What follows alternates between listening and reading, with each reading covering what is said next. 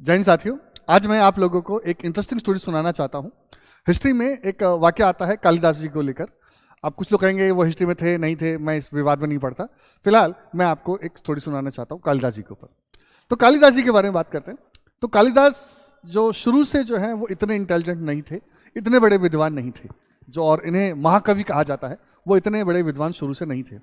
हुआ क्या कि एक राजकुमारी थी जिसका नाम था विदुत्तमा। विदुत्तमा जो है बहुत ही बड़ी विदुषी यानी बहुत बड़ी स्कॉलर थी, और उनकी इच्छा ये थी कि वो उससे शादी करे जो उनसे बड़ा स्कॉलर हो या उतना ही बड़ा स्कॉलर हो। ठीक है जी।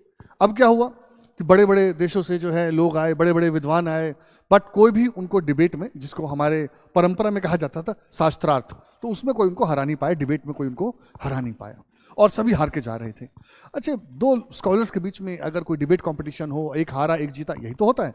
लेकिन उन स्कॉलर्स की मेल ईगो हर्ट हो गई और उन्होंने ये कसम खा ली कि हम इसकी शादी जो है क्या करेंगे, महामूर्ख व्यक्ति से कराएंगे, तब जाके हमारी मेल ईगो सेटिस्फाई होगी। कमाल की बात है, इतना क्यों लोग संटी हो जाते हैं पता नहीं।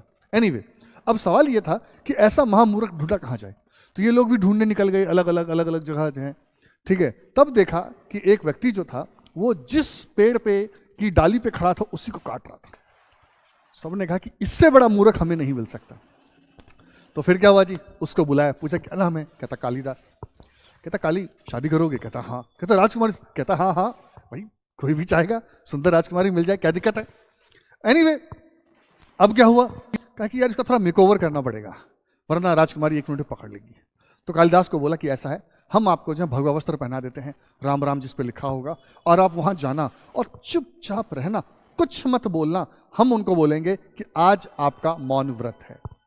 अब ये ऐसा करते हुए ले गए कालिदास जी को, कहा किसके पास, विदुत्तमा के पास।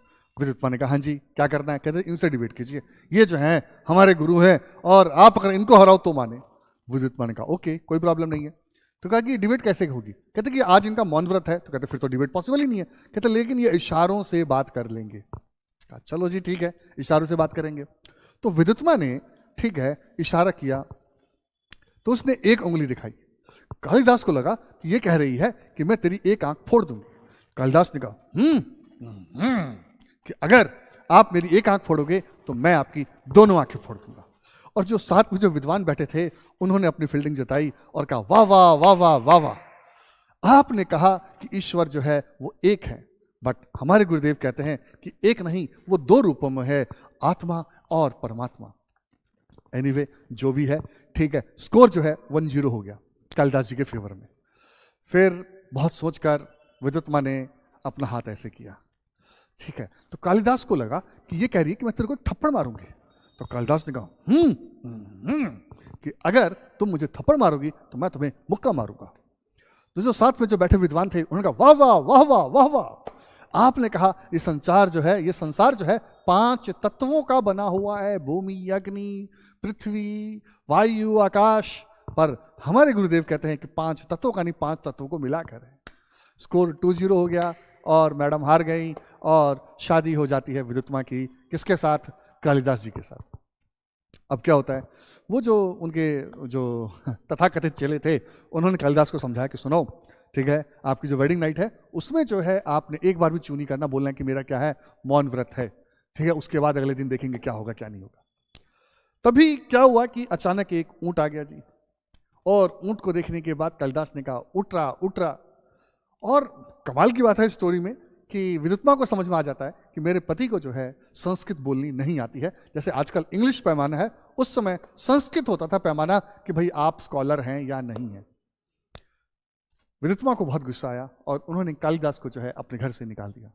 कालिदास को ये बात बहुत बुरी लगी कि यार मैं इतना प्यार करता हूं विदुत्तमा से और विदुत्तमा भी मुझसे प्यार करती हैं, लेकिन सिर्फ मैं संस्कृत नहीं जानता, मैं विद्वान नहीं हूं, इसलिए उन्होंने मुझे अपने घर से निकाल दिया।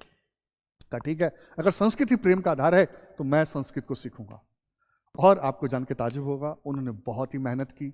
ठीक है, इतनी मेहनत की कि वो जो हैं एक साधारण कालिदास से महाकवि कालिदास बने।